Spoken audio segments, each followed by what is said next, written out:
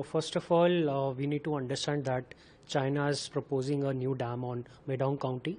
It's not new and it should not be very much shocking, because we need to understand one thing, that China proposed 14th five-year plan, and it was initiated in 2021, and it is about to end in 2025 itself.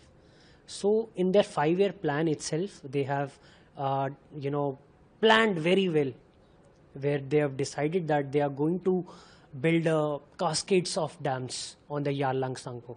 And this proposed new dam, which actually came into the news, this came on 25th of December. I clearly remember the day. It was the Christmas day on that day. And you can imagine that it was a Christmas gift to the all lower riparian country. And it was quite a shocking event also, where China has tried to portray that they are not going to stop. And when I say they are not going to stop, they are not going to stop in terms of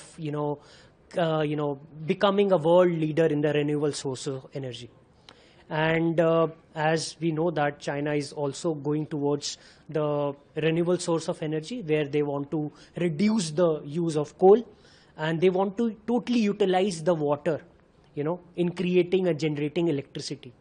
And their focus is that how they can move from coal to the carbon neutral by 2060. So become a carbon neutral country, it becomes very important. So we need to use more and more renewable source of energy. That is wind, solar, and water becomes a very vital part of it. But, looking at this dam, which is going to be a world largest dam, and by the way, China is already constructed world largest dam, which is again on the Yangtze River. And this dam, Medong County Dam, will be 3x, more than this Yangtze Dam. And I think if I talk about the money involved in this, it's more than $137 billion. So now the big question comes into the play is that, is China is really serious about it? Or what are the implications for the lower riparian countries? For example, because you mentioned about India. India comes in a stance of a middle riparian country. And below us, there is Bangladesh, which is at the lower end of this riparian relation. So we also need to understand that there are certain kinds of duties which riparian countries needs to pay attention. Like for upper riparian, there are duties. They should not harm the middle or the lower riparian country. Similarly, there is a duties chart not been very much framed for the middle riparian, but there is a duty for the lower riparian countries also.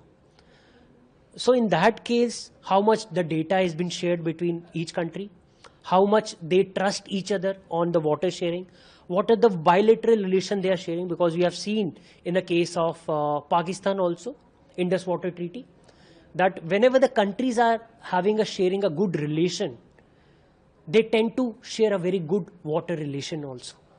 So we also need to understand that how much it is going to impact. This is very much obvious that it is going to impact the lower riparian country, because we need to understand the moment Brahmaputra comes from a high speed, from a Tibetan plateau, and this U-bend where this Medong County is going to construct, there's a steep elevation of 2,000 meters. So from that 2,000 meter, the moment when the water will come down, it will at a very, very high speed. And it can create a huge amount of energy. It's just not necessarily that, just for creating the energy, but it is also to weaponize the water, which has been talked about very less.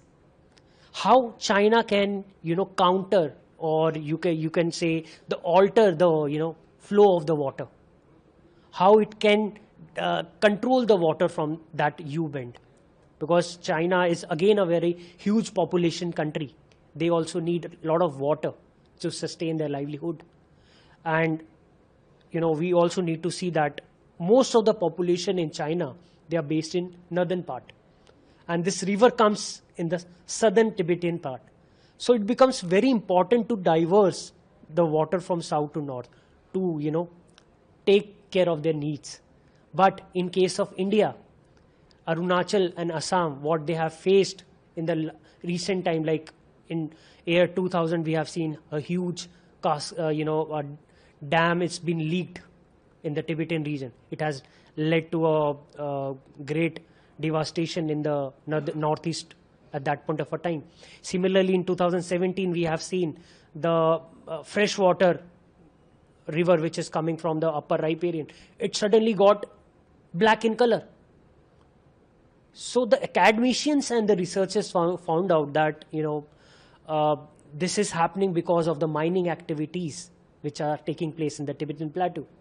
And Tibetan plateau is at a plateau which is elevated at a 4,000 or 5,000 meters above the sea level. And it is having a huge amount of natural resources which are still needs to be explored, and China is still continuing doing that without taking care of the needs of the Tibetan people. And in the last dam, the Yangtze Dam, which is currently the world's largest dam, it has also displaced the local indigenous people of Tibetans. 1.3 billion people were displaced at that point of a time. Although this place is very much remote, Medong County, I think 2017 data states that approximately 14 to 15,000 people are based in that area. But this area is also very much underdeveloped. It's not developed very much, and it's not hugely populated. So it becomes very challenging for China itself to construct a dam over there. One more thing is very important, that this area, this whole region where the Medong County is going to be situated, this is very highly sensitive area, seismic zone. It is based on the fault lines where countries or the place can experience large number of earthquakes. In the last January itself, we have seen that on 5th or 6th of January, there was a huge earthquake which happened in Tibet. And this Tibetan earthquake was very much near to the dam location. And this location is very much near to the LAC border of Arunachal Pradesh. So things needs to be seen in that angle, that how much and what capacity it is going to devastate the downstream countries. It has also led to the disadvantage to the aquatic life also. Large number of fishes which migrate from one riverbed to the another riverbed. It becomes very difficult for them also, for their biodiversity also. So there are growing challenges, but we need to come out with a reactive and strong protest against these activities which are happening on the upper riparian country. We need to talk about this, we need to discuss this, and we need to state how much far we can go with this idea. Are we ready for the solution, or are we just going to discuss it? Do you think that